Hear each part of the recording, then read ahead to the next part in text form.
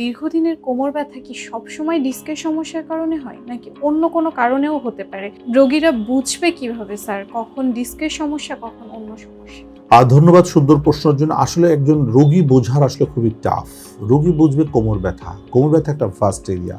Low back pain. Low back pain মানে আসলে যে কেন হচ্ছে এটা কিন্তু রোগীদের বোঝা একটু ডিফিকাল্টিস। এটা কিডনির কারণ হতে পারে, ডিসপোলাপসের কারণ হতে পারে, টিউমারের কারণ হতে পারে, টিবির কারণ হতে পারে, ক্যান্সারের কারণ হতে পারে, মাসল উইকনেসের কারণ হতে পারে।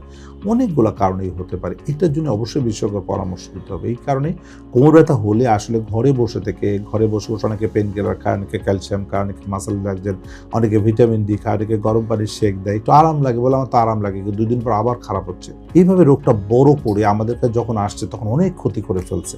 সো আসলে এইভাবে নিজের যে ঘরে বসে নিজের সর্বনাশ নিজে না করে আপনাকে সঠিক সময়ে দ্রুত একজন বিশেষজ্ঞের পরামর্শ নিতে হবে। আসলে নিজে বোঝা খুবই টাফ যে কী কারণে হচ্ছে। আর কোমর ব্যথা মানে সবসময় পিএলএড হবে তা কিন্তু না। কোমর ব্যথা অনেক কিছু হতে পারে। এই কারণে সবসময় আমরা বলি বিশেষজ্ঞের পরামর্শ নেন অথবা এসপি হসপিটালে আসুন।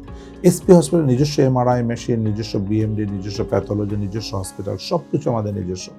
যেখানে আপনি কমপ্লিট সলিউশন পাবেন খুব শর্ট টাইমের মধ্যে, খুব স্বল্প খরচে। আমাদের স্লোগান হচ্ছে যে maximum treatment, minimum cost, maximum benefit এবং মিনিমাম টাইম। খুবই শর্ট টাইমের মধ্যে কম খরচে সর্বোচ্চ ট্রিটমেন্টটা আমরা ইনশিওর করছি যেন সবাই চিকিৎসা নিতে পারে। দেশ বিদেশ থেকে প্রচুর রোগী আমাদের কাছে আসছে। বিদেশে অনেক রোগী এসে ট্রিটমেন্ট নিয়ে আবার চলে যাচ্ছে।